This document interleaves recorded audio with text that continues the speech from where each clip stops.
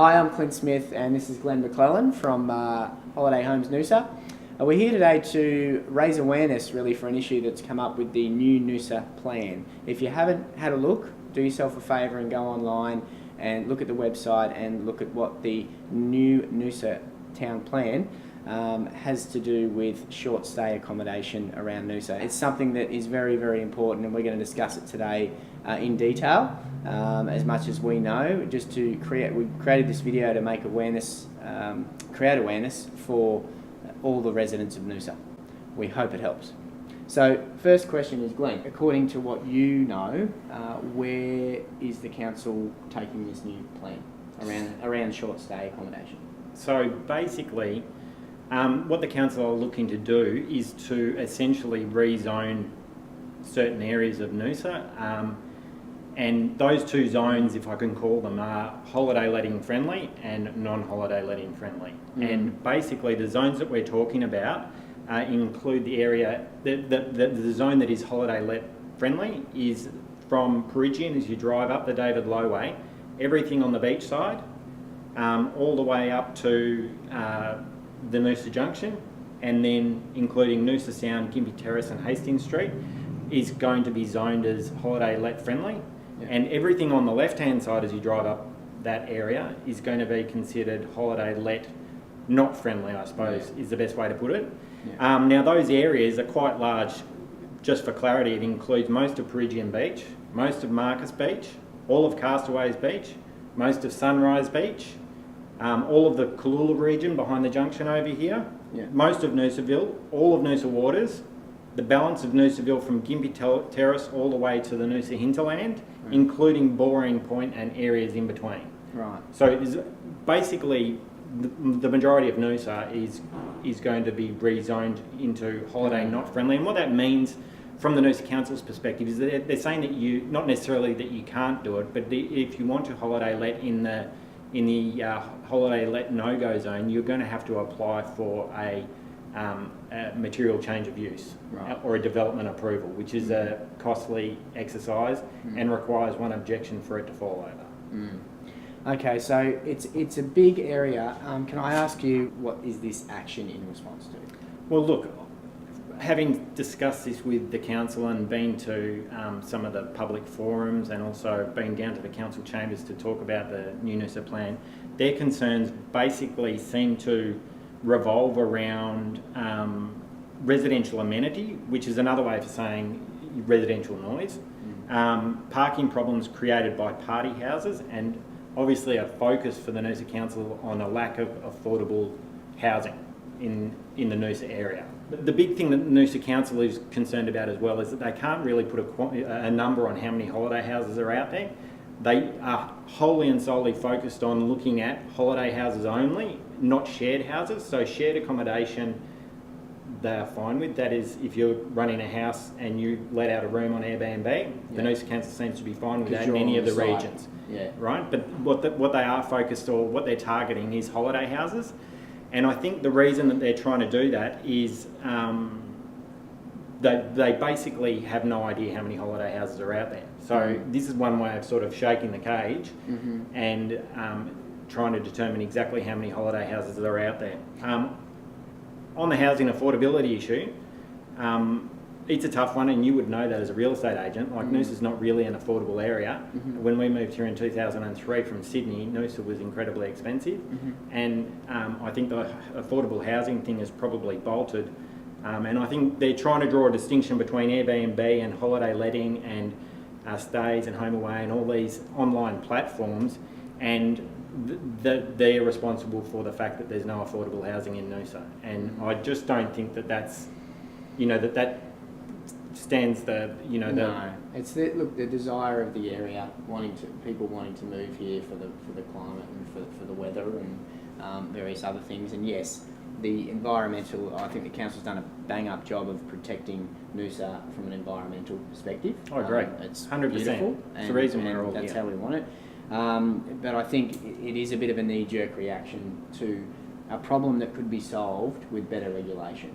And if it is a case where you've got to apply for a permit, or you've got to pay a levy to do holiday letting. We understand that and we're not objecting to that. No. I think what the problem is that you can't just blanket rule and take away everybody's rights to do what they want with their own home that they've purchased and paid good hard-earned money for, just because they don't have the facts and the statistics about what's actually going on. Yeah, exactly. Do you feel, I guess, that this is an appropriate response, and why or why not? You know? Look, I think you probably touched on it there a little bit. I don't think it is an appropriate response. I think that, as you mentioned just before, that if there is a problem with holiday letting and so-called party houses and that sort of stuff, then that's a management issue, and it can be dealt with the proper management or council regulations or permits, as you talked about, those sort of things. And look, I think at the moment the council do realise that this is a bit of a hot topic. It's a hot potato, and people they either love holiday letting or they hate it. And Airbnb has been quite divisive in that instance because it doesn't matter who you talk to, everyone's got an opinion on whether they like holiday letting or not. And I don't think the Noosa Plan should be about that. It's about the things that we were talking about before, which is rezoning of people's land, having their rights taken away, removing the ability for people on this side of the road to holiday let, while these people over that side of the road can continue to holiday let unaffected.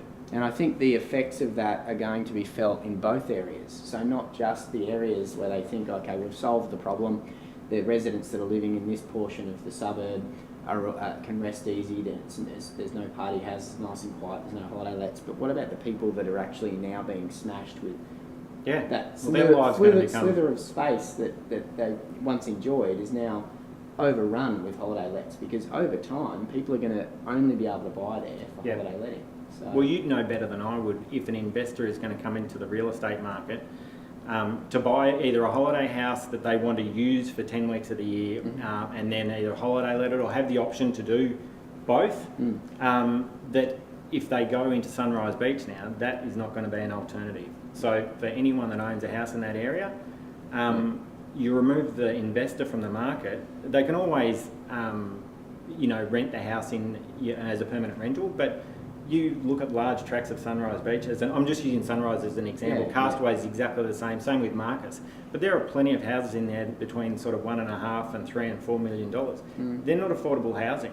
It's not targeting what the Noosa Council is trying to do, which is provide affordable housing. If those houses ever went into permanent rental, we'd be talking thousands of dollars a week for them to be made available. Otherwise, a lot of these owners just wouldn't make them available. Anyone who is a owner of property in Noosa at the moment, and that's from Peregian all the way through to the hinterland, particularly in the holiday let no-go zone, and also in the go zone, have to be really concerned about what this means. And I know we all don't have crystal balls and we can't see what's going to happen in the future, but if we have this sort of thing occurring now, and then if the federal election comes through and the Labor Party gets in and they bring forth the negative gearing revisions, I mean, you could have a double whammy for the Noosa market, and we'll all be sitting here wringing our hands going, where are the tourists? We've shut the doors on them. Yeah. Well, that's the thing. Is the areas also that they've zoned, it's actually reduced the amount of space that we can actually provide to tourists, who are our biggest contributor. Well, from our perspective, there would be at least half our houses, and we manage around 60 houses. Half of them would be impacted by this. So it's a huge, and a lot of our owners have bought these houses 7, 8, 10, 15, 20 years ago. Has the council actually provided any statistics or facts or information regarding? Well, I think the problem is they don't have the data. So they've gone to lots of people. There have been lots of reports written on this, and because Airbnb and HomeAway haven't been forthcoming with the data to let the councils know where the holiday renting houses are, they've had to guess. So that guess has been the premise for this new Noosa Plan. And the guess, if you take it into context, I sat down over the weekend and thought, at the moment there's a guess out there that there's probably 2,000 holiday rental properties available in Noosa, and the Noosa Council currently, through the tourism levy, is getting about 450 of them. So there's a big gap between 450 that are paying the tourism levy and 2,000 that they estimate is there. And that 2,000 estimate has come from a number of different sources, but it includes looking at census night and saying empty houses on census night were holiday houses. And saying, well, perhaps 2/3 of the empty houses at census night were proxy holiday houses, and in 2011 when they did the census, they actually looked at visitors in houses. And they came up with a number like 1,400. But as I was mentioning to you before, there may be 2,000 holiday houses. I've looked at what the current real estate agents manage, because that's a fairly easy number to figure out. You just go online, you can look at all their houses, you can divide them into units, townhouses and houses, and all of the real estate agents in Noosa are currently managing about 1,000 properties, of which about 390 are houses. So there's 390 houses being managed by real estate agents, and we're supposed to be led to believe that there's another 1,600 out there that are being managed by individuals, and I can't see how that number can be correct. I can definitely see how there might be 300 or 400, and there could be 1,000 houses sitting there empty that are being utilised for 12 weeks a year by owners. They're holiday houses, but they're a wasted asset sitting there for the rest of the time, and they aren't being utilised at all. The main concern that I think the public have had around Airbnb is that there is no quality control, right? So owners that are doing it themselves, that are going in and just letting anyone, through the Airbnb system, letting anyone rent them, creating what they call party houses or, issues with parking and noise. Surely, I guess in your experience, I mean, there is definitely a difference between a professional real estate agent manager versus the homeowner that's doing it themselves. Well, I guess the point of difference is there is a point of contact. If there is an issue with one of our houses, all of our neighbours have my number. Number one, I want to know if there's something going on there. When a guest comes to stay at one of our houses, they sign very rigid terms and conditions, and they're strict for a reason. And then we've got a strict no party policy, always have. We focus on families, pet friendly, luxury accommodation. The last thing our owners want is to have their houses destroyed. The Noosa Council, we don't feel, has given everybody the opportunity to raise their concerns about it. Yes, there's been a few meetings, and yes, there's been a bit of a couple of articles in the paper, but around social media and around creating this, what we're trying to do here is create awareness for the public. I don't think it's been adequate, personally. No, I'd agree with you. So all we're doing here is we're not pushing our objective, we're not telling you to go in a certain direction. What we're trying to do here is just create awareness around what the impact will be when this happens, if this happens, and what you can do about it if you don't want it to happen. The next question, I guess, is what are the other alternatives, really? Sorry, skip across there. That's all right. What are the other alternatives? As far as holiday letting goes, I think that prior to the Noosa Council submitting the new Noosa Plan to the state government, a number of real estate agents got their heads together, probably headed up by Dan Nayland, who runs Dowling and Nayland, and they put together a code of conduct for holiday letting, and I think at least that is a start. And look, essentially most of the agents do have that anyway with their terms and conditions and all that sort of stuff. And obviously the council would know if we're talking about a few particular properties generating these intense complaints, or whether we've got just complaints all over the board. At the moment, we don't know. And the council aren't telling us, we haven't been furnished with any evidence about where the complaints are occurring. Are the complaints coming from unmanaged houses, or are they... I've never had a phone call from the council, and many of the agents I speak to have never spoken to the council about their properties also. We're all contactable. If there was a problem with any of our houses, we all want to know about it. And if it is the unregulated side of the market that is the problem, then perhaps there are things that we can do to bring them into the fold. And you mentioned before about Airbnb. Like, Airbnb does have a performance measuring system where, an agent can become a super host, and a super host is made up of all the, all the attracting the right people and better attributes of it. Having beautiful houses and all that sort of stuff. And maybe there's got to be something in there, that the one benefit for being a super host is that you're dealing with a licensed property manager or something like that. Well, it sounds like it hasn't been explored. No. Which is our argument, I think, making sure that every other alternative has been covered rather than take away. Yeah, it's an extreme measure to be rezoning Noosa, I think. What are the effects on the average homeowner? Okay, do you think? So the average homeowner in Noosa, I think there will be a negative effect to the value of your property. Just how much or how large an impact it is will be difficult to say, but after talking to valuers, and I thought it was important to talk to valuers, all I can say is that the banks are watching this space. They're going to continue to watch property values with interest, and should there be a material change in values after this comes in, if it does get through, then many people in Noosa could be faced with negative equity issues, and we know what that means. That results in forced sales in a market that is very supply demand dependent, and if there's a rush of houses onto the market, it's not going to be pretty.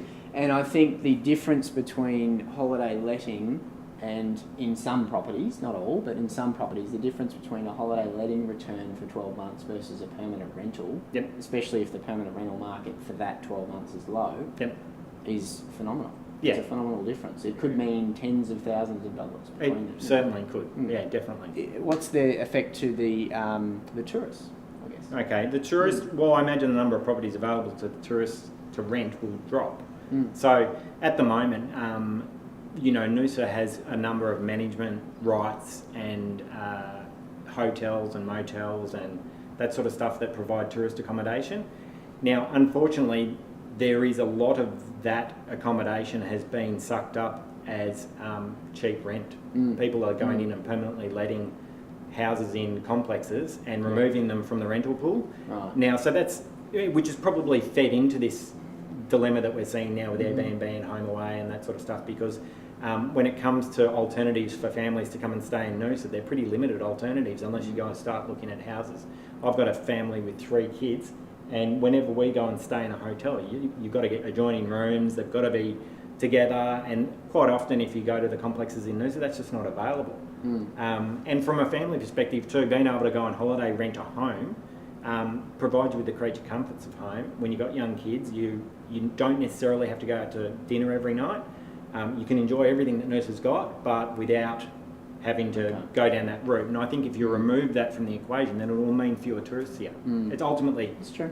they talk about number of night stays. It's one of the key performance indicators for tourism Noosa. And if there are not the places for people to stay, then those numbers are going to reduce. And I guess we've been in an environment where holiday letting has always been available to people for the last 30, 40 years, 50 years really of Noosa's existence. And we've never had a problem. How's it going to affect the property investor? Well, the property investor, I think it's going to have a massive impact on the decision-making process for an investor. Yes. And you would know better than I would, being a real estate agent, and I'm sure you're already seeing it, but if an investor goes into Sunrise Beach at the moment, I hate to use Sunrise all the time, but I live there. So if an investor goes into Sunrise Beach at the moment and says to you, how much is this place going to rent for if I intend to move here in 5 years' time, but I want to rent it in the interim so that I can use the income to try and pay it down, you've got an alternative to give him the fixed rental return, or it's a principal place of residence buy. And there is no alternative for holiday letting. And I think if you see a 2-tier market where Sunshine Beach, for instance, which is in the zone, versus Sunrise Beach isn't in the zone, and there is the opportunity for investors to go here and there are fewer opportunities for investors to go there, then you'll see a 2-tier pricing structure.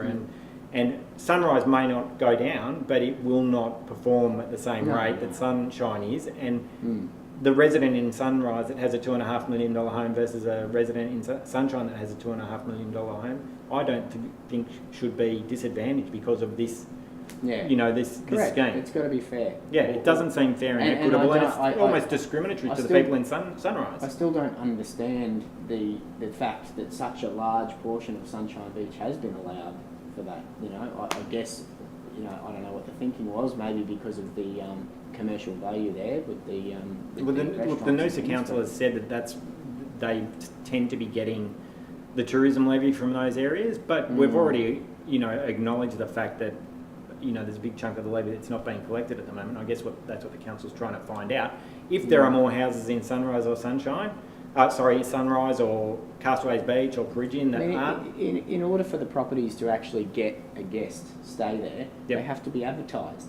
So if you need to get a levy or chase a levy, you can find it. It's Yep. there. It's being advertised online. Yep. As a holiday rental. And 90% of them have addresses, and if you send an email to somebody saying, I want to see what the address is on one of those websites, invariably they'll come back and tell you straight away. Especially if it did come from council. Yeah, exactly. So what can we do about it? What can people do about it? Well, I guess the one thing that they can probably do straight away is, the actual new Noosa Plan document is a hard thing to get your head around. It's not just the holiday letting that's been affected. There's a lot of other areas inside that plan that are impacting Noosa residents. But you can go to the fact sheets that are available on the Noosa Council website. And you can also go to the Noosa Council website. If you type into Google, new Noosa Plan, have your say, it'll take you directly to a link where, as a property owner, you can go in, put your name and address of your property, and list whether or not you object or support what the Noosa Council's doing. And then obviously hopefully there'll be some more public forums to come before this deadline. The deadline, I believe, is the 20th of May. That you need to get submissions in by. So I just hope everyone gets out there and uses their voices and investigates what this means for them. Well, watch this space. We'll put all the links and information that we have below this post online. We plan to try and get as many views as we possibly can, just to and comments, please, below. Comment. Just say what you're feeling. Put in there your effectively your opinion on the situation, because the more information we can get to council, the more information we can get back. There seems to be a lot of holes in this proposal, and they've kind of put it out there but haven't really completed. I think there has not been one resident that I've spoken to, and I've spoken to a lot of people about this, that says to me they know what's going on. Everyone has heard about the new Noosa Plan, and a lot of the time they think it's got to do with party houses, and that's it. And when you explain to them are you a resident of Noosa, do you know what it means for you now? They're horrified. They can't believe that, they almost are in disbelief that their rights are going to be taken away from them, even though they don't want a holiday let. The fact that they had those rights when they purchased the property, it should be an emotional topic. People should be jumping up and down about this. Well, I want to express that I believe in the council's intentions, meaning I really do. I think there is a solution to it. I think there's something that could be regulated and worked out, and things that could be put in place to govern which properties are able to be holiday let and which aren't, based on zoning and certain rules and regulations. Having a 3 strikes rule, if there are continual repeat offenders, let's get rid of them. Yeah. Absolutely. Clean the industry up if we need to. Yeah. Well, look, thanks so much for your time, Glenn. Really appreciate it.